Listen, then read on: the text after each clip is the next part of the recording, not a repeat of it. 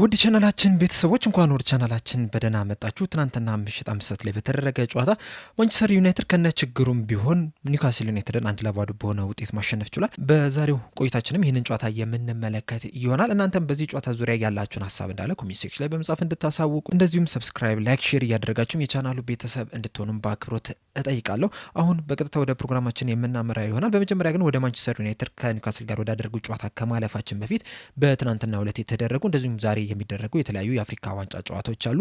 እንደዚሁም በዛሬው ዕለት የሚደረጉ የፕሪሚየር ሊግ ጨዋታዎች አሉ። እነዚህም በመጠቆም የምንጀምር ይሆናል። ትናንትና የተደረጉትን የአፍሪካ ዋንጫ ጨዋታዎች ስንመለከት በግሩፕ ኤ ዛምቢያ ከኮሞሮስ ጋር 0-0 ማጠናቀቅ ሲችሉ፣ በሌላ ጨዋታ ሞሮኮ ከማሊ ጋር አንዳቻ በሆነ ውጤት ማጠናቀቅ ችላለች። የሞሮኮን ግብ ብራሂም ዲያዝ በመጀመሪያው አጋማሽ ሊጠናቀቅ 5ኛ ጭማሪ ደቂቃ ላይ በፔናልቲ ማስቆጠር ሲችል፣ የማሊን ጎል ሲናኮ በ64ኛው ደቂቃ ላይ በተመሳሳይ በፔናልቲ ማስቆጠር ችሏል። በግሩፕ ቢ በተደረጉ ጨዋታዎች ዚምባብዌ ከአንጎላ ጋር አንዳቻ በሆነ ውጤት ማጠናቀቅ ሲችሉ፣ ግብጽ በበኩላ ደቡብ አፍሪካን 1-0 በሆነ ውጤት ማሸነፍ ችላለች። የግብጽን የማሸነፊያ ግብም መሐመድ ሳላ በ45ኛው ደቂቃ ላይ ባገኘው ፍጹም ቅጣት ምት ከመረብ ማሳረፍ ችሏል።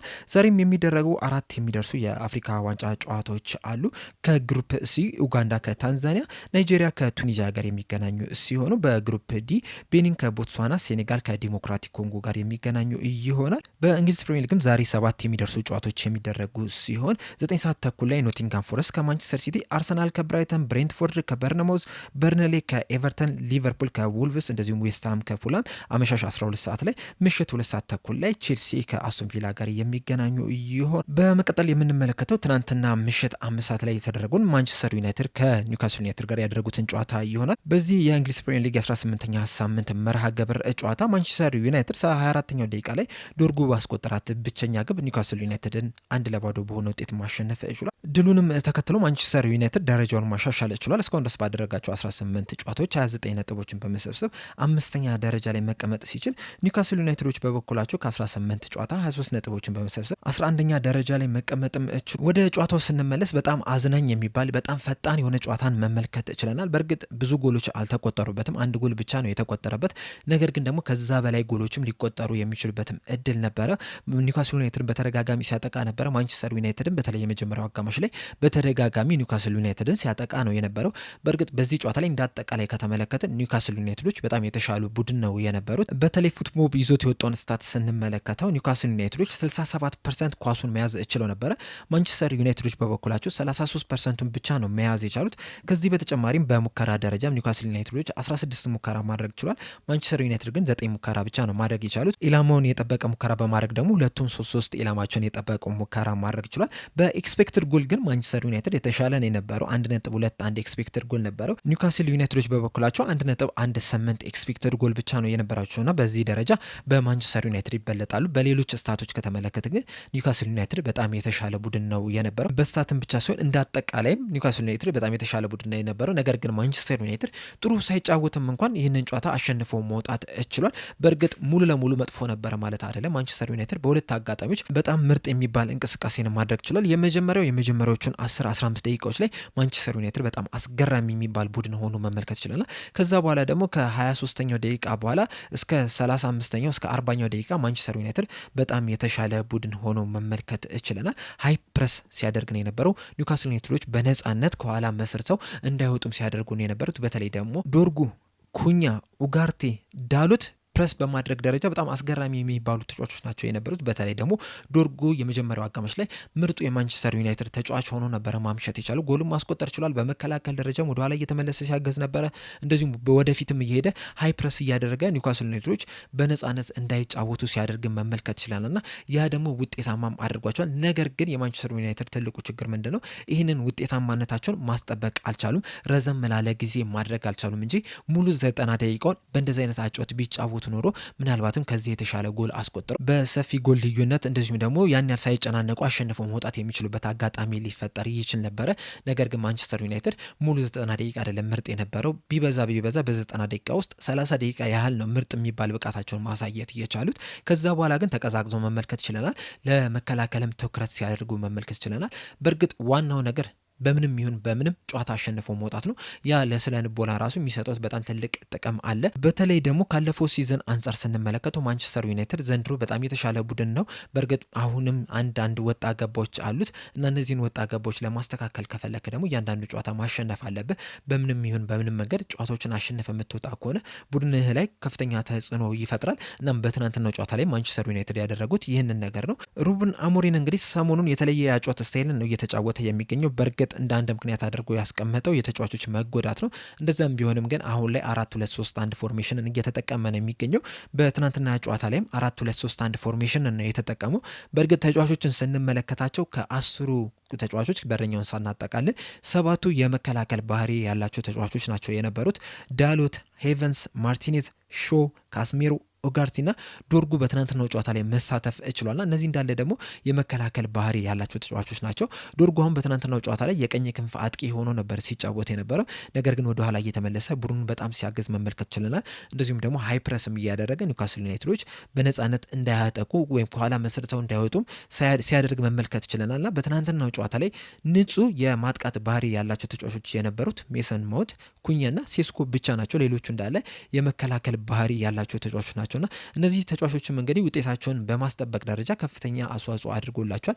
በእርግጥ ሁለተኛው አጋማሽ ላይ አቻ ወይም ደግሞ ተሸንፎ ሊወጡ የሚችሉባቸውም እድሎች ነበሩ። ምክንያቱም ኒውካስል ዩናይትዶች በጣም የተሻለ የሚባል እንቅስቃሴ ማድረግ ችሏል። በተደጋጋሚም ወደ ማንቸስተር ዩናይትድ የግብ ክልልም ሲደርስን መመልከት ችለናል። እንዲሁም በዚህ ጨዋታ ላይ አንድ ስታትን እየተመለከትኩ ነበረ። የመጀመሪያው አጋማሽ ላይ ኒውካስል ዩናይትድ 56% ነበረ ኳሱን መያዝ የቻለው፣ ማንቸስተር ዩናይትድ ደግሞ 44% ኳስ መያዝ ችሎ ነበረ። ሁለተኛው አጋማሽ ላይ ግን በጣም አስገራሚ የሚባል ቦል ፖዚሽን ነበር ኒውካስል ዩናይትድ መያዝ የቻለው። 76% ነበረ ኳሱን መያዝ የቻሉ ኒውካስል ዩናይትዶች። ማንቸስተር ዩናይትድ ግን 24% ኳስ ብቻ ነው መያዝ የቻሉት፣ ሊያውም በኦልድ ትራፎርድ ይህን ያህል ቁጥር ብቻ መያዛቸው በጣም የሚያስገርም ነው የነበረው። በተለይ ደግሞ ኒውካስል ዩናይትድ ከሜዳቸው ውጪ ጥሩ የሚባል ጊዜን እያሳለፉ አይደለም የሚገኙት በዚህ ሲዝን። እስካሁን ድረስ እንግዲህ በፕሪሚየር ሊጉ 9 ከሜዳ ውጪ ጨዋታዎችን ማድረግ ሲችሉ አንዱን ብቻ ነው ማሸነፍ የቻሉት። የትናንትናው ሽንፈታቸው 5ኛ ከሜዳቸው ውጪ ያስተናገዱት ሽንፈት ሆኖ መመዝገብ ችሎላቸዋል። ና ከሜዳቸው ውጪ ጥሩ አይደለም እየተንቀሳቀሱ የሚገኙት፣ ጥሩ ውጤት እያመጡ አይደለም የሚገኙት። እንደዛ ቢሆንም ግን ማንቸስተር ዩናይትድ ሁለተኛው አጋማሽ ላይ ለመከላከል ነበረ ቅድሚያ የሰጠው። በእርግጥ ብዙ ምክንያቶችን መደርደር ይቻላል። አሁን ለምሳሌ የተጫዋቾች ጉዳት ነው እንደዚህ እንደሆነ እያደረገኝ ያለው የሚል አስተያየትን ሰጥቷል። ነገር ግን ደግሞ ከነዚህ ከጉዳቶቹ በፊት አሰልጣኙ ራሱ ሲጠቀሙ የነበረው ኢንፎርሜሽን ስንመለከተው 3-4-3 ፎርሜሽን ነው። እንደዛም ሆኖ ደግሞ መሀል ላይ ያሉ ተጫዋቾች እንዳለ የመከላከል ባህሪ ያላቸው ተጫዋቾች ናቸው። እንዲሁም በቅርብ ጊዜ ብሩኖ ፈርናንዴዝን ወደዛ እያስገባ ቢያንስ ትንሽ ለወጥ ለማድረግ ሞከረ እንጂ ሌላ ጊዜ ኡጋርቴና ካስሜሮ አንድ ላይ ሲሰለፉ የተመለከትንባቸው ሁኔታዎች አሉና እነዚህን ስንጨምር 7 የተከላካይ ባህሪ ያላቸውን ተጫዋቾች ነበር ሲያስገባ ሲጠቀም የነበረውና ያን ያህል የለወጠው ነገር የለም። በዚህ ጨዋታ ላይ ራሱ 7 የመከላከል ባህሪ ያላቸውን ተጫዋቾች መያዝ ይችላልና ጉዳትን ሰበብ ማድረግ አይችልም። በዚህ ጨዋታ ላይ እንደዚህ የተጠቀምኩ ለሚለው ማለት ነው። በእርግጥ የ4-2-3-1 ፎርሜሽን የተጠቀምኩትን ጉዳት ስላጋጠሙኝ ነው። የተለያዩ ተጫዋቾች ጉዳት ላይ ናቸው የሚገኙት። ስለዚህ የምፈልገውን አይነት ፎርሜሽን መጠቀም ስላልቻልኩኝ ነው ይህንን ያደረግኩት የሚል ሀሳብን ሰንዝሯል። ነገር ግን ደግሞ ያኔ ተጫዋቾች እያሉ ራሱ 3-4-3 ፎርሜሽን ያን ያህል አልጠቀሙ ነበር። በእርግጥ ማንቸስተር ዩናይትድ በዚህ ሲዝን ያደረጋቸውን ጨዋታዎች ከተመለከትን ከትልልቅ ቡድኖች ጋር በጣም ጥሩ የሚባል ውጤትን እያስመዘገበ ነው የሚገኘው። ምክንያቱም በነዛ ጨዋታዎች ላይ ኳስ መያዝ አይገደድም፣ ለመከላከል ነው የሚገባው። ምክንያቱም ዝቅተኛ ግምት ስለሚሰጠው ማለት ነው። ከዛ በኋላ በካውንተር አታክ ነው የሚጫወተው። በዚህ ጨዋታ ላይም አብዛኞቹን ከተመለከትን እንደዚህ አይነት ያጫወት ስታይል ነው ሲጠቀም የነበረው። በእርግጥ የመጀመሪያዎቹን 15 ደቂቃ ከዛ በኋላም ደግሞ ለ10-15 ደቂቃ ጥሩ የተሻለ እንቅስቃሴ ያደረገበትም ሁኔታም ነበረ። በጥሩ ሁኔታም ሲጫወቱን የነበሩት የአንድ ለአንድ ግንኙነቶችን ሲያሸንፉ መመልከት ችለናል። ነገር ግን አብዛኛውን የጨዋታው ክፍለ ጊዜ ከተመለከትን ግን ወደኋላ ሰብሰብ ብሎ ነበር ሲከላከል የነበረው። ይህ በሎ ብሎክ ነበር ሲከላከል የነበረው። ሁለተኛው አጋማሽ ላይ ያስመዘገበው ምሳሌዎችን ስንመለከትም ይህንን ነገር በደንብ ያሳየናል። እንዲሁም የጨዋታው ኮከብ ተብሎ ራሱ መመረጥ የቻለው የማንቸስተር ዩናይትዱ የመሀል ተከላካይ ነው ሄቨንስ ነው እና ይህም የሚያሳዩ ደግሞ ማንቸስተር ዩናይትድ ምን ያህል እንደተከላከለ ነው። እንደዚሁም ደግሞ በሁለተኛው አጋማሽ ኒውካስል ዩናይትዶች 13 ሙከራ ማድረግ ችሏል። ከነዚህ ሙከራዎች ግን 2 ብቻ ናቸው ኢላማቸውን የጠበቁ ሙከራ የነበሩት። ከዛ ውጭ ያሉትን ስንመለከት 5ቱ ብሎክ ነው የተደረገባቸው። ይህም ማለት እንግዲህ የማንቸስተር ዩናይትድ ተከላካዮች ናቸው የመለሱት። አንዱ ደግሞ አንገል ገጭቶባቸዋል። ሌሎቹ እንዳለ በቀጥታ ነው ወደ ውጭ የወጡባቸው። በትናንትናው ጨዋታ ላይ በመከላከል ደረጃ ጥሩ ነበሩ። ነገር ግን ኒውካስል ዩናይትዶች ግብ ማስቆጠር የሚችሉባቸውን አጋጣሚዎች አግኝተው ነበር። ያንን ስላልተጠቀሙ ነው በዚህ ጨዋታ ላይ ጎል ሳያስቆጥሩ ተሸንፈው መውጣት የቻሉት። በእርግጥ በጥሩ ሁኔታ የተከላከሉባቸው ሁኔታዎች አሉ። ሙሉ ለሙሉ መጥፎ ነበሩ ማለት አልችልም። ነገር ግን ማንቸስተር ዩናይትድ በዚህ ሲዝን እንደተመለከትነው ከሆነ ግን አሁንም ባላንስ ያልሆነ ነገር አለው። ማጥቃት ላይ ጥሩ እየመጣ ነው የሚገኘው፣ ነገር ግን ደግሞ መከላከል ላይ ደግሞ ወረስት እየሆነ እየመጣ ነው የሚገኘው። ከጨዋታው በፊትም እንደነገርኳችሁ በዚህ ሲዝን በፕሪሚየር ሊጉ እስካሁን ድረስ 18 ጨዋታዎችን ማድረግ ችሏል። 32 ግቦችን ማስቆጠር ችሏል። በአንጻሩ ግን 28 ጎሎች ተቆጥሮባቸዋል። እንዲሁም ከትናንትና በፊት 31 እና 28 ነው የነበረውና አሁንም መከላከሉ ላይ ማደስ የሚገባው ነገሮች አሉ። በዛ ብቻም ሳይሆን በጨዋታ ላይ እንደ ማንቸስተር ዩናይትድ አይደለም እየተጫወተ የሚገኘው። ወደኋላ አፈግፍጎ መከላከል የማንቸስተር ዩናይትድ ባህሪ አይደለም። ነገር ግን ይህንን ነገር ግን በሩበን አሞሪም ስር በደንብ እየተመለከት ነው እንገኛለን። በእርግጥ በተደጋጋሚ እንደተናገርኩትኝ ማንቸስተር ዩናይትድ እየተሻሻለ የመጣባቸው ነገሮች አሉ። በተለይ ደግሞ ማጥቃቱ ላይ በጣም የተሻሻለ ቡድን ሆኖ እየተመለከት ነው የምንገኘው። በዋነኝነት ደግሞ ኩኛ፣ ሚንቦማ፣ አማድና ማውንት አብረው በሚሰለፉበት ሰዓት ማጥቃታቸው በጣም ስሙዝ የሆነ ነው የነበረው። በተደጋጋሚ ወደ ግብ ሲደርሱ መመልከት ችለናል። የተለያዩ ጎሎችንም ሲያስቆጥሩ መመልከት ችለናል። ነገር ግን ደግሞ ማጥቃቱ ብቻ ምርጥ ነው፣ መከላከሉ ላይ ደካማ የምትሆን ግን ያን ያህል ውጤታማ አያደርግም። እናም አሁንም ተጫዋቾችን ማምጣት መቻል አለባቸው። የተለያዩ ቦታዎችን ማደስ መቻል አለባቸው። በተለይ ደግሞ የተከላካይ ስፍራውንና መሀሉን የሚያድሱ ከሆነ ግን ለቀጣይም በጣም ጥሩ የሚባል ቡድንን ይዘው ሊመጡ የሚችሉበት እድል አለ ብዬ አስባለሁ።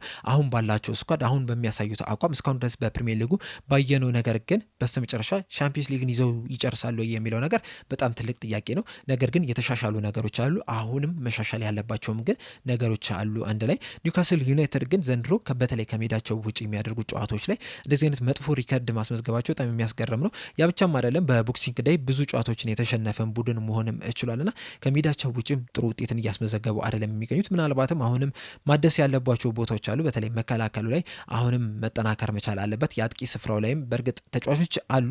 ነገር ግን ደግሞ በጉዳትም ቢሆን በአቋም መውረድም ቢሆን አሁን ላይ ጥሩ እንቅስቃሴን እያደረጉ አይደለም የሚገኙት። እናም ኒውካስል ዩናይትዶች በመዋነኝነት መከላከሉ ላይ አሁንም በደንብ መስራት መቻል አለባቸው። እንደ ቡድን መከላከልን መጀመር መቻል አለባቸው። በተለይ ከሁለት ዓመት በፊት ኒውካስል ዩናይትድ በመከላከሉ ላይ የሚታማ ቡድን አልነበረም። ዘንድሮ ግን በጣም ብዙ ጎሎች እየተቆጠሩበት ነው የሚገኙት። ቀለል ያሉ ኳሶችም ወደ ግብነት ሲቀየሩ መመልከት ችለናል። የትናንትና ጨዋታ ራሱ ጎላን ስንመለከታት እንዳትገባ ማድረግ ነበረባቸው። ዶርጉን መጀመሪያ ይዘውት ነበረ። በተለይ ራምሴ ይመስለኛል ማርክ አድርጎት ነበረ። ከዛ በኋላ ግን ዶርጉ ሲንቀሳቀስ አብሮት አልተንቀሳቀስም። በዛች አጋጣሚ ነው ያችን እድል አግኝቶ ወደ ግብነት መቀየር የቻለውና አሁንም ትኩረታቸውን መሰብሰብ መቻል አለባቸው። መከላከሉንም በደንብ ማጠናከር መቻል አለባቸው። እንደዛ ካልሆነ ዘንድሮ መጥፎ የሚባል ጊዜ ሊያሳልፉ የሚችልበት እድል አለ። ምክንያቱም የዘንድሮ ፕሪሚየር ሊግ በጣም የተጠጋጋ ውጤትን ነው እያስመዘገቡ የሚገኙት ክለቦች። አሁን ለምሳሌ ኒውካስል ዩናይትድ በ23 ነጥብ 11ኛ ደረጃ ላይ ነው የተቀመጠው። ከሱ በኋላ ያሉትን ቡድኖች ስንመለከታቸው ብሬንትፎርድና ፉላም በ23 ነጥብ በጎል ክፍያ ተበላልተው 12ኛና 13ኛ ደረጃ ላይ፣ ቶተንሃምና በርነሞዝ በ22 ነጥብ በጎል ክፍያ ተበላልጠው ነው 14ኛና 15ኛ ደረጃ ላይ የተቀመጡት። አሁን በዛሬው ዕለት ዌስትሃም ከፉልሃም ጋር ይገናኛሉ። በብሬንትፎርድ ደግሞ ከበርነማውዝ ጋር የሚገናኙ ይሆናል። አሁን ለምሳሌ ከብሬንትፎርድና ከበርነማውዝ አንዱ የሚያሸንፍ ከሆነ ኒውካስል ዩናይትድን ይበልጣል። ፉልሃምም የሚያሸንፍ ከሆነ ኒውካስል ዩናይትድን ይበልጣል። ቶተንሃምም በተመሳሳይ መልኩ የሚያሸንፉ ከሆነ ኒውካስል ዩናይትድን ይበልጣሉና ኒውካስል ዩናይትድ ከነዚህ ጨዋታዎች በኋላ ምናልባትም ወደ 15ኛ ወደ 16ኛም ዝቅ ሊል የሚችልበት እድል አለና እያንዳንዱን ጨዋታ የግድ ማሸነፍ መቻል አለባቸው። እንደዛ ካልሆነ አሰልጣኙ ለስራውን መስጋት መቻል አለበት። እንደዚሁም ኒውካስል ዩናይትዶችም እንደ ቡድንም ምናልባትም በጣም አስከፊ የሚባል ደረጃን ይዞ ሊያጠናቀቁ የሚችሉበትም እድል አለ። በተለይ ደግሞ የሳውዲ ከበርቴዎችን የያዘ ክለብ መሆኑን ተከትሎ በደንብ ከዚህ የተሻለ ቡድን መሆን ነበረበት። ነገር ግን ያንን ነገር እየተመለከተን አይደለም የምንገኘው። እናም አሁንም በደንብ መሻሻል ያለበት ነገር አለ። ማንቸስተር ዩናይትድም በተመሳሳይ መልኩ መከላከሉ ላይ አሁንም በጥንካሬ መስራት ያለባቸው ነገሮች አሉ። በእርግጥ አንዳንድ ተጫዋቾች ምርጥ የሚባል ብቃታቸውን እያስመለከቱ ነው የሚገኙት። ለምሳሌ ሄቨንስ በትናንትናው ጨዋታ ላይ ምርጥ የሚባል ብቃቱን ማስመልከት ችሏል። ገና ወጣት ነው፣ ገና ብዙ የሚሻሻልበት ነገሮች አሉ። ነገር ግን ደግሞ አሁን እያሳየው ካለው ፍንጭ አንጻር ስንመለከተው ምናልባትም ለወደፊቱ የማንቸስተር ዩናይትድ ዋናና ወሳኝ ተጫዋች ለመሆን እድል አለው። እንዲሁም በዚህ ዙሪያ ሩበን አሞሪም በሰጡትም አስቴት ምንድን ያሉት ሄቨንስ አሁን እያሳየው ባለው አቋም የሚቀጥል ከሆነ ቤንች ማድረግ በጣም ነው ከባድ የሚሆንብን የሚል አስቴትን ሰጥቷልና አሁንም ጠንካራ የሚባሉ ተጫዋቾች አሏቸው። ገና ብዙ መልመድ የሚፈልጉ ተጫዋቾች አሏቸው። የተጎዱም ተጫዋቾች አሏቸው። እነዛም ሲመለሱ የማንቸስተር ዩናይትድ መከላከሉ ራሱ ከዚህ የተሻለ ሊሆን የሚችልበት እድል አለና ምናልባትም ዘንድሮ ካለፉት ዓመታት የተሻለ ቦታን ይዞ ሊያጠናቅቁ የሚችሉበት እድል አለ ብዬ አስባለሁ። በእርግጥ በኳስ ብዙ ነገሮች ይፈጠራሉ። ምናልባትም ቀጣይ ተከታታይ ጨዋታዎችን ደግሞ ተሸንፈው ወደኋላ እንዳይመለሱም ስጋት አለ። ነገር ግን ዘንድሮ ካለፈው ሲዝን አንጻር ስንመለከተው የተሻለ ቡድን የሆነ እየተመለከት ነው የምንገኘው። ምናልባት በሳምንት አንድ ጨዋታ እየተጫወተ ስለሆነ ሊሆን ይችላል ይህንን ብቃቱን እየተመለከትን የምንገኘው። እንደዛም ቢሆንም ግን አንዳንድ ጊዜ ዝም ብለህ ጨዋታዎችን ስታሸንፍ በዛው ልክ ኮንፊደንስ እየጨመረ ይሄዳል። ከዛ በኋላ ጥሩ ውጤትን ማስመዝገብ ትጀምራለና ይህንን ውጤታማነታቸውን በዚሁ መቀጠል መቻል አለባቸው። ከዛ በኋላ በስተመጨረሻም ውጤታማ ቡድን ለዋንጫ የሚፎካከር ቡድንም መገንባት ይችላሉ ብዬ አስባለሁ። ነገር ግን በጣም ረዥም ጊዜ የሚፈጅባቸውን ለዋንጫ የሚፎካከር ቡድን ለመገንባት ቢያንስ ግን ወደ ሻምፒዮንስ ሊግ ለመመለስ ከፍተኛ ጥረት ማድረግ አለባቸው ብዬ አስባለሁ። በእናንተ ሀሳብ ማንቸስተር ዩናይትድ በዚህ ሲዝን ወደ ሻምፒዮንስ ሊግ የሚመለስ ይመስላችኋል? ኮሜንት ሴክሽን ላይ በመጻፍ አሳውቁኝ። ለአሁን እኔ እዚህ ላይ ያበቃው። በቀጣይ በሌላ እስከምንገናኝ ድረስ ሰብስክራይብ፣ ላይክ፣ ሼር ማድረግ እንዳትረሱ። ቸር ያቆየን።